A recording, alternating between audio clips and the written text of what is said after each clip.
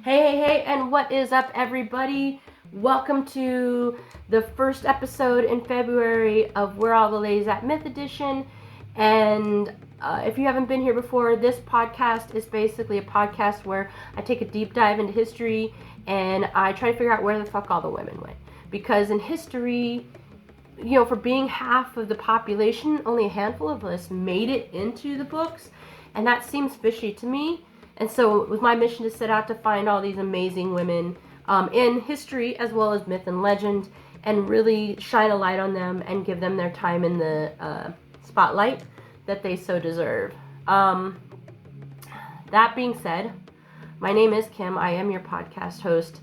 I am a history nerd. I am a freelance writer. I am an activist. I'm all these things. Before we get started with the topics today, and I start discussing about what February is going to be about, I do think it would be remiss of me to not mention the fact I try as hard as I can not to make this podcast political. Unfortunately, I don't think that's possible in this day and age with everything that's happening. And you'll understand why I say that when I explain what February for me is going to be about and what I'm going to be covering in February. No matter what the person in power in my country says, I believe that people deserve to be honored and respected and seen. And so in February, it is Black History Month, no matter what that person says. So for me, February is all going to be about that. We are going to cover amazing Black women that have done amazing things. And on the mythological point, we're going to cover some very interesting African goddesses. I want to celebrate those individuals. I am someone who is for human rights. I am someone who believes everybody deserves equal opportunity. I am someone who believes everybody should be able to love who they love and worship who they want to worship. I believe in freedom of speech. I believe in freedom of the media. I believe in all the things that America should be standing for. Okay? And I don't want to make this too long of a speech, but what I'm going to say is that if that's not something you're okay with, I don't know, maybe I'm not the person for you. Because I do want to shine those lights on people. And that being said, in February, we are going to cover Black women. We're going to have some amazing Black ladies we're going to talk about. We're going to talk about Rosetta Tharpe, just amazing. We're going to talk about Madam C.J. Walker. We're going to talk about Josephine Baker. And we're going to talk about Ida B. Wells. All amazing women who were very different in their own right, but all had the same spirit. That same pioneering, fighter spirit, and I think that's amazing. And as for the goddesses, we're going to look at goddesses from the Dahomey, the Zulu, a bunch of different places. One is from the Canary Islands. All of these things, and some of them are super amazing. And that's all I wanted to say, guys. I don't know how unpolitical I can make this. I think maybe it's time to just, call it what it is and go from there. Yeah. So that's it. I don't want to dwell on it too much. So let's celebrate Black History Month and some amazing women, okay? Before we get started, if you want to reach out to me, you can look at the description box. There's ways to contact me there. There's ways to support the podcast. At the very least, I would appreciate it if you follow, review, share, whatever you need to do. I'd love to get the word out a little bit more so that we could create a community that can discuss these amazing women. And if you have suggestions, please send them to me. I'm always on the hunt for amazing ladies. Like, I just am. That sounded weird, but not inaccurate. Not inaccurate. If you want to learn more about these and other people, you can also check out my Medium publication. And there's also a link to my other podcast. So if you're into spiritualism, mysticism, magic, that kind of thing, check it out. It's called Our Mystic Road Trip. And I talk about crystals, ley lines, herbs. Soon there'll be some holistic dietitian stuff and all that kind of stuff as well. Just basic spiritualism, mindfulness, that kind of thing. So if that's something you're into, make sure you check out the link to that podcast as well. All right, let's get started. It is Monday, and that means it's myths. Yes. All right, so we are going to talk about Peru. Before we get into this, I do have pronunciation keys. Now, just because I have pronunciation keys does not mean I'm going to pronounce things right. I'm going to try real hard. Okay? So here's what we're going to do. We're starting with the Zulu goddess of rivers, and her name is Mamlambo. Now, when we get into her, you're gonna see some interesting things here. Very, very interesting character. So what I'm gonna say is, before we do that, I think it's important to dive a little bit into. By the way, guys, I'm going to be real honest with you. I have my script in front of me. I'm too old to memorize this stuff. I'm just too old to memorize this stuff, guys. I got to keep remembering that the camera's here and not here. So it looks like I'm talking over that. What's up? No, it's right here. I'll get it. All right, guys. So let's talk a little bit about the Zulu. Okay, so the Zulu is one of the largest ethnic groups in South Africa. They really have this really rich tapestry of stories, and they have gods and spirits and ancestors, and all of these govern the elements and guide humans, right? So the Zulu worldview is really spiritual. They believe in a higher power called Umvelinkangi. I think that's how you say it. And that's the creator of all things. Basically, the name, it translates to the one who was in the very beginning. And it really talks about that primordial nature. Alongside the Lonkangi is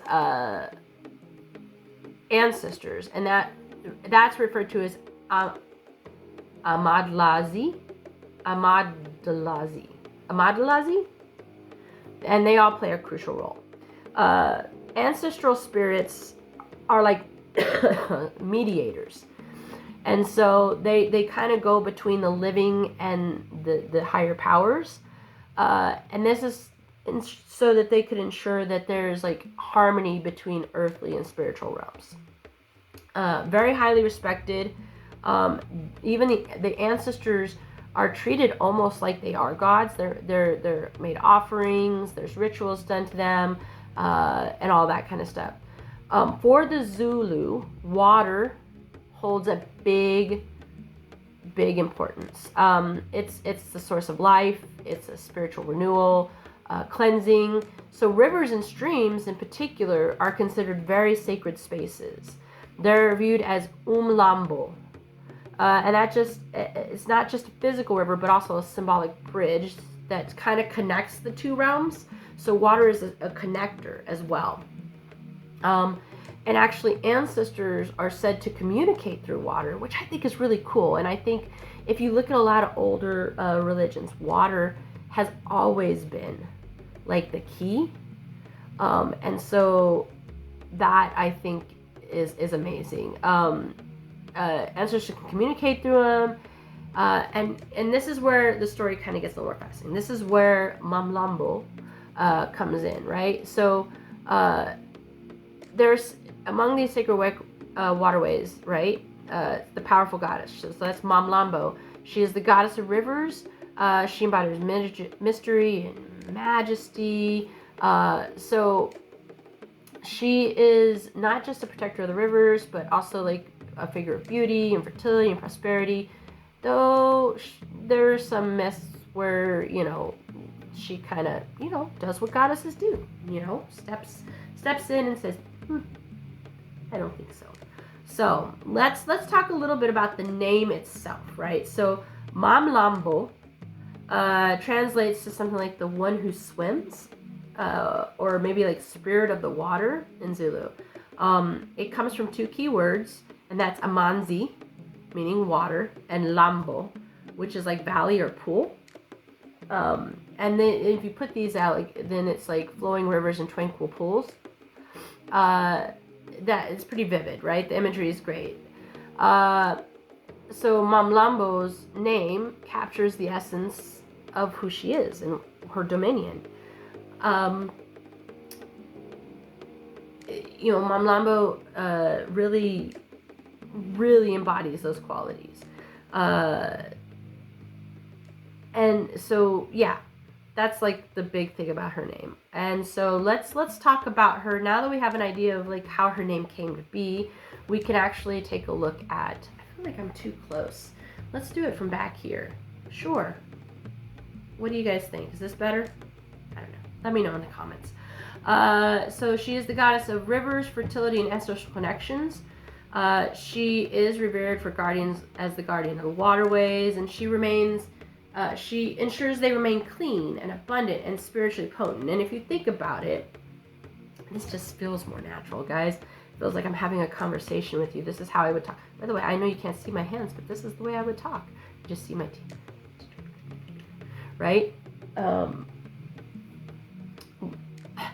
Sorry, I'm stupid sometimes. So it makes sense to have a god or a goddess that does this, right? If you think about it, you want your water to be clean, you want it to be abundant. Water is a necessity of the human life. You can't do anything without water, right? I mean, you can, but it's not fun. So she makes sure that all happens, beyond the rivers thing, prosperity and abundance as well. If you think about the correlation between water and that makes sense. Rivers nourish the land and sustain life, and that way she also deals with fertility too and growth. Farmers can often call upon her.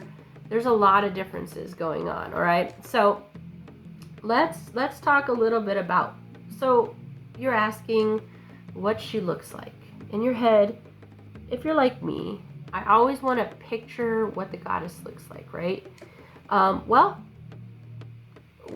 I would be interested to see what you had in your mind, because when I started researching it, at first I was like, oh, this is exactly what I pictured. And then I would turn the page or scroll to the next page, and it wasn't quite what I was thinking. Okay, so there are some tales where she's like this stunningly beautiful woman with radiant skin and shimmers and all that kind of, right? And very captivating. And that is what I had in my mind, right? Like Angela Bassett in like a goddess form, right? I mean, she is a goddess, let's just be real. That woman, I can't with her. I can't. But that's what I had in my mind. Now, when I started reading deeper, something else came up. So there are also stories that she's half human, half snake. And this could reflect like her connection to nature and spiritual world. Serpents are often in older religions thought of as wisdom and renewal and rebirth, which makes a perfect correlation. Snakes weren't thought of as evil until a certain book was written and it populated the world. Before then, most religions, most cultures looked at snakes as, like I said, renewal, transformation, wisdom, that kind of thing.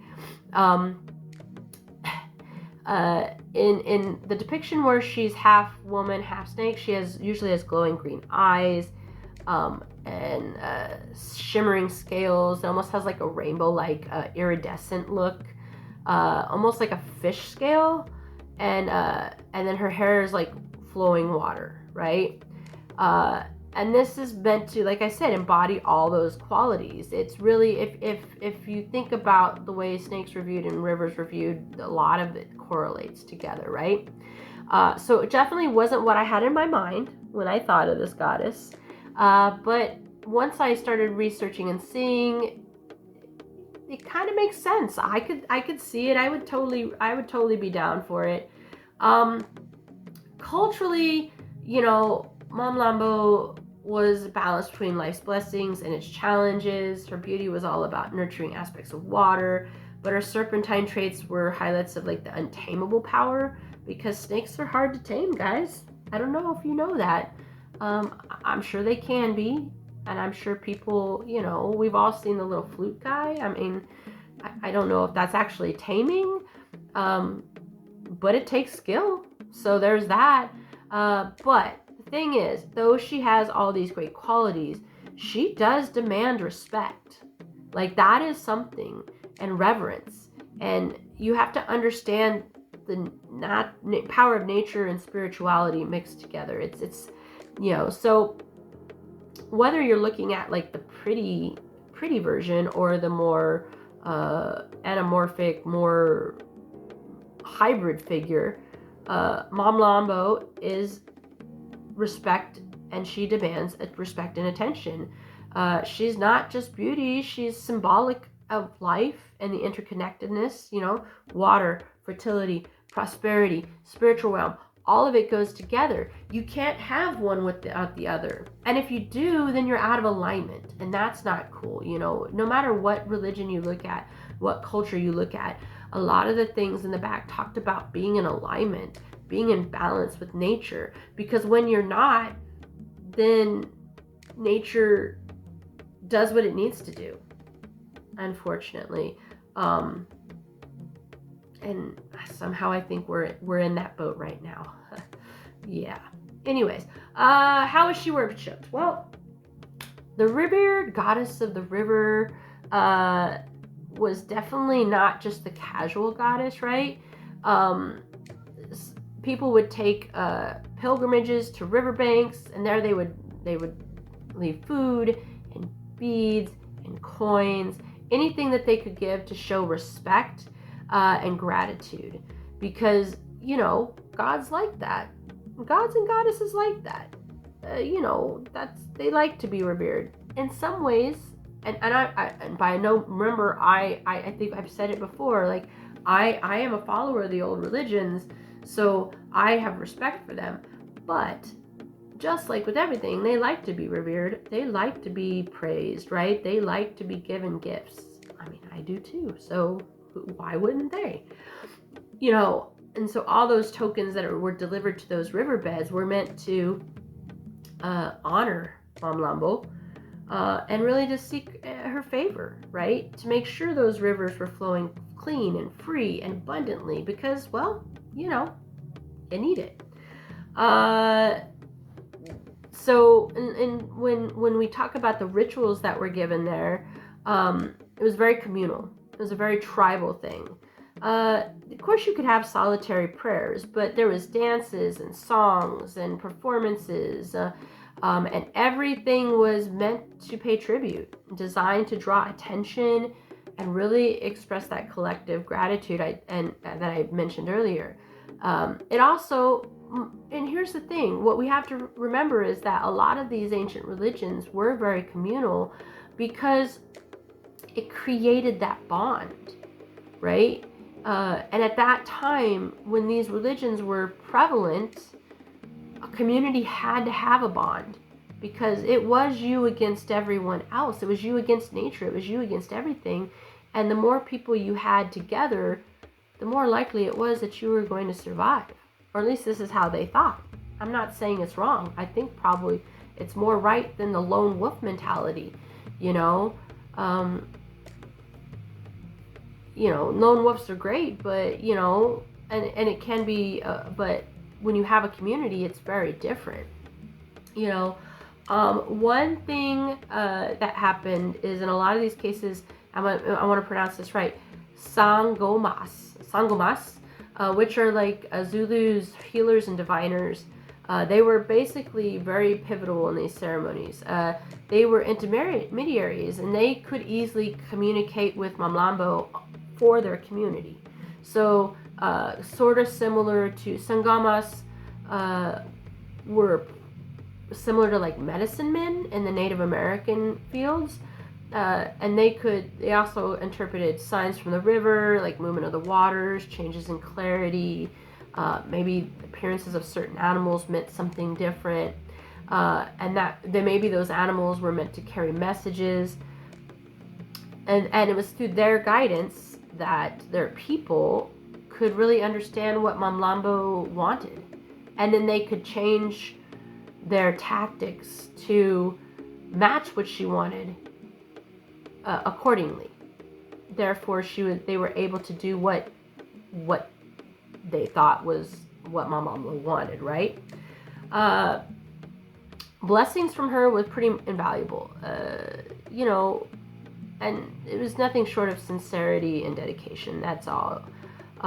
If you tried to skimp on offerings or made half-hearted rituals, she was not one to mess with, right? And there's a lot of stories about people who have disrespected Mamlambo and the consequences that came with it.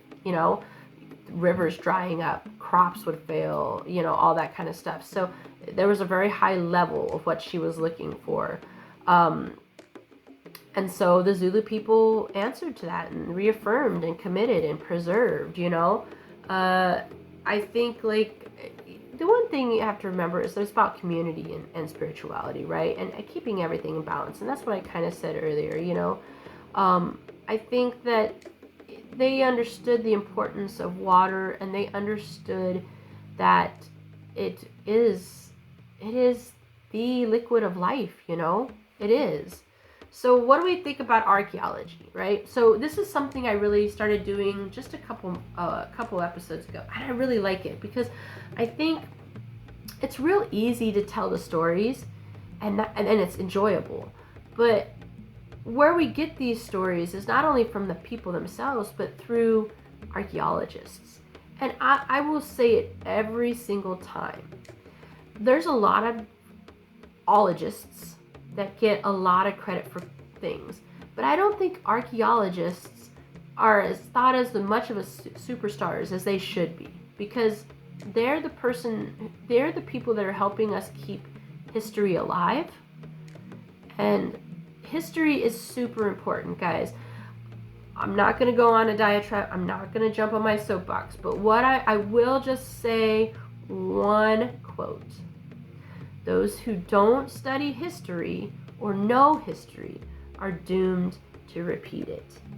And so I think archaeologists are heroes because they're allowing us to keep history alive. And yes, things change and things grow and things evolve, and things that maybe archaeologists thought 100 years ago are found not to be true now. But the truth is, it's an ever-growing thing. It's an ever-evolving story.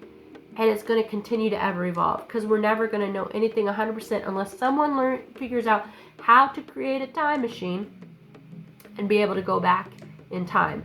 Now, if that is ever done, I hope the right people have it in their hands and not other people. Because in the right hands, a time machine could be amazing. In the wrong hands, time machine could be the death of us all. So, not that that's any close to being done, but I mean, it would be cool. I'd like to go back and check out some things and see some things. It'd be pretty interesting. I would be scared of the butterfly effect, though. Anyways, that's my little diatribe. Archaeologists, they are heroes. They are amazing. So let's talk about archaeological evidence of Mamlambo. So, there's not a lot, because Zulu tradition is very oral, right? But some researchers have unearthed like figures and artifacts, especially near rivers in South Africa, that could hint to some pretty profound links, right? Among these findings were things like carved wooden figures, clay pots, beaded necklaces, and these are thought to have been offerings by worshippers. And there was quite a bit of them found, so therefore the archaeologists are thinking that they were very dedicated to certain deities, right?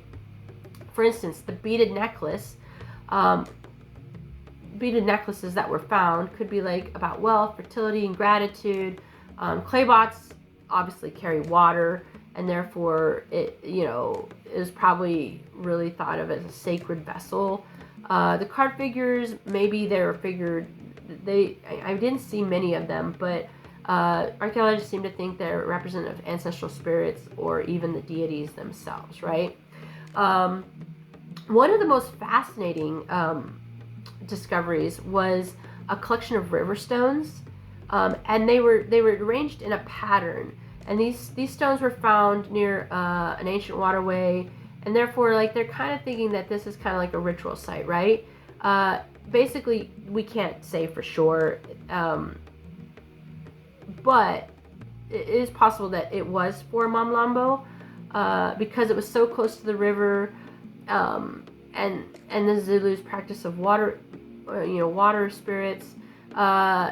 The archaeologists think that maybe the arrangement of the stones could be something very symbolic, maybe like representing the flow of water or the river. It could be like the cycle of life.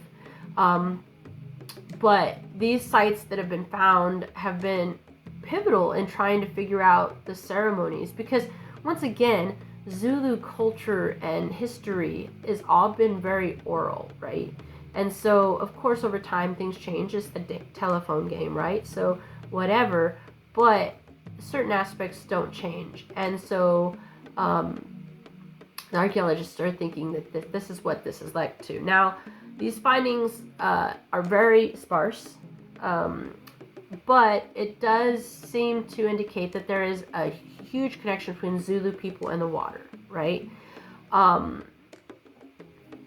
But once again, oral tradition, and yeah.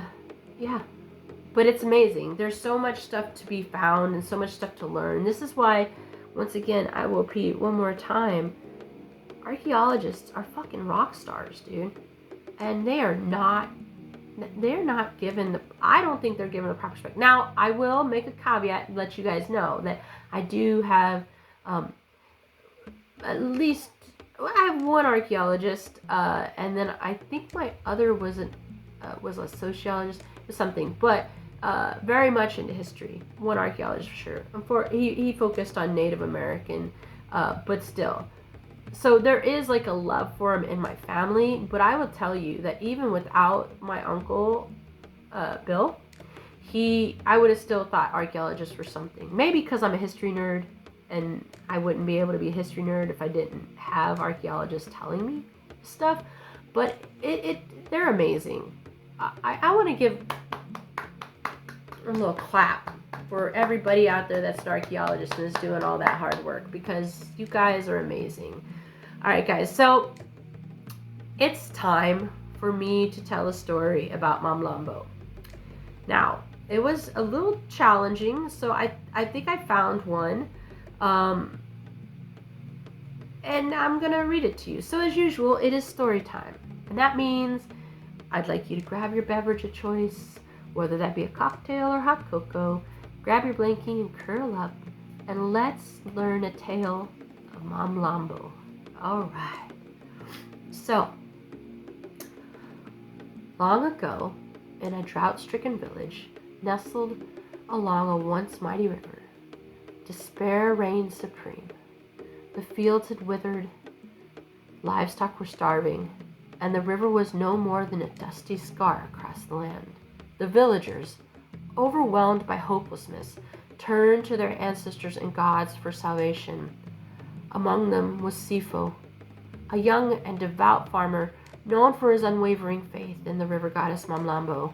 With desperation growing daily, Sifo resolved to take matters into his own hands. One moonlit night, under a sky shimmering with stars, Sifo made his way to the dried-up riverbed.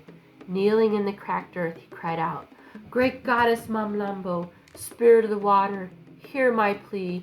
Bless us with your life-giving flow, and I shall offer you my prized possessions in gratitude."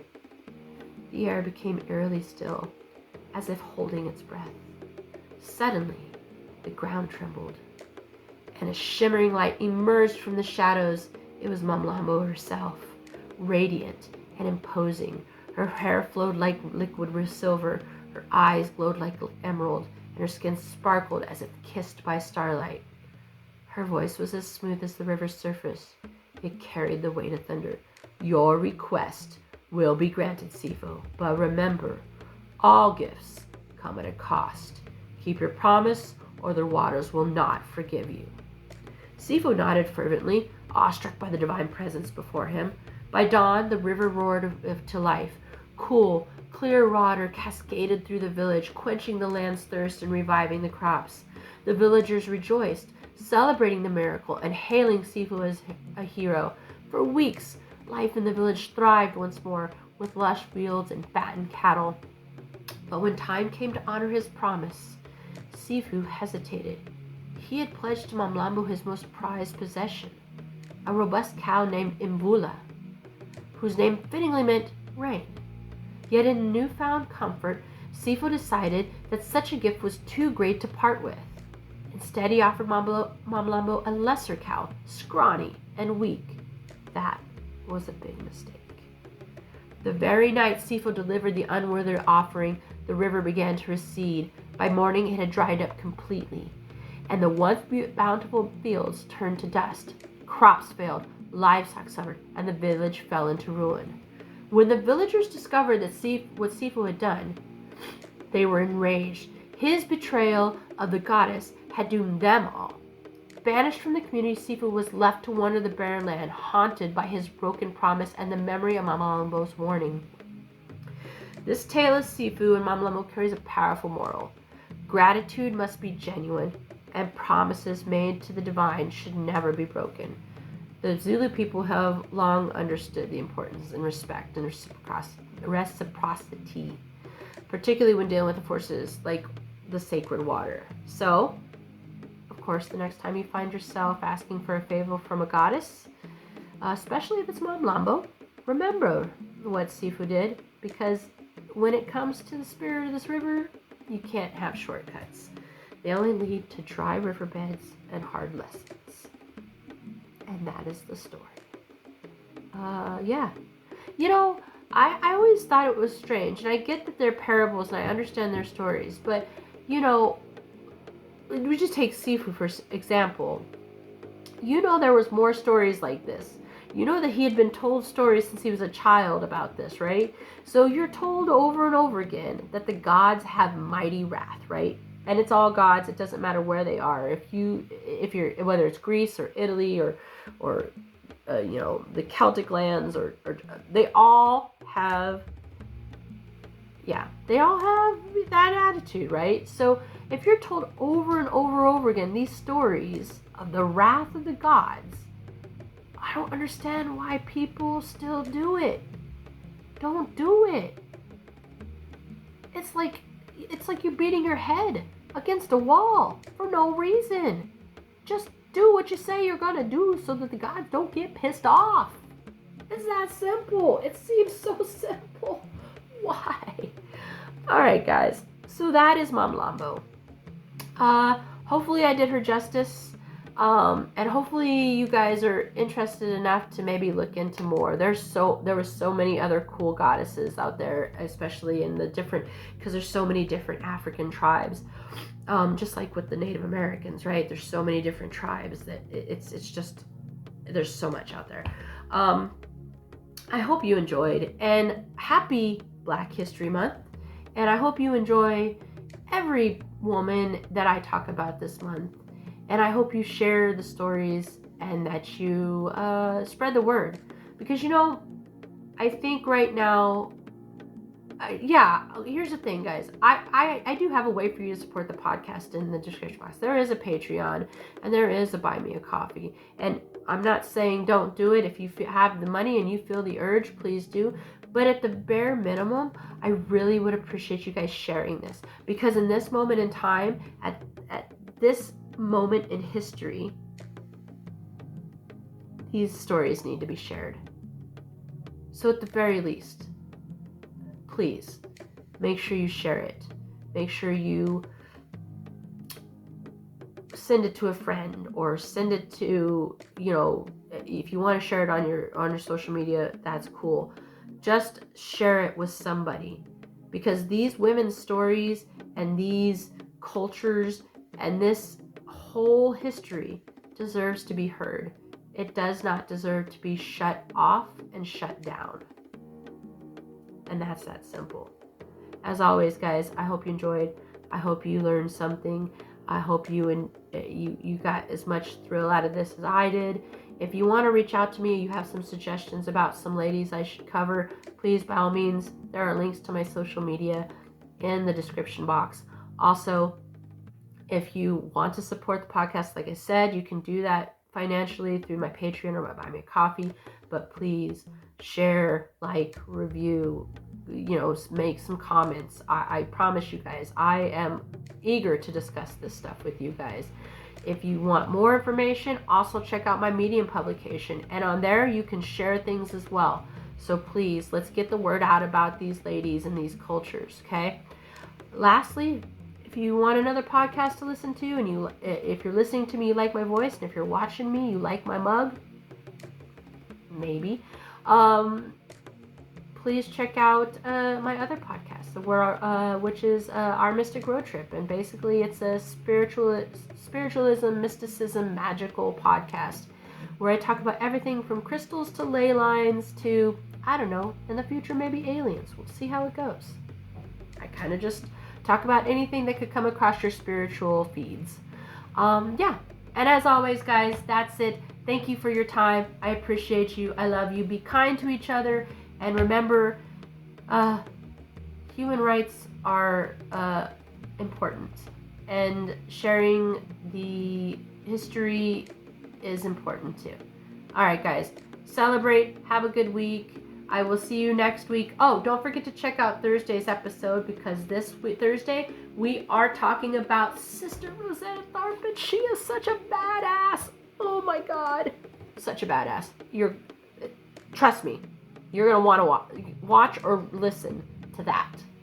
Okay. And as always, guys, stay curious and see ya.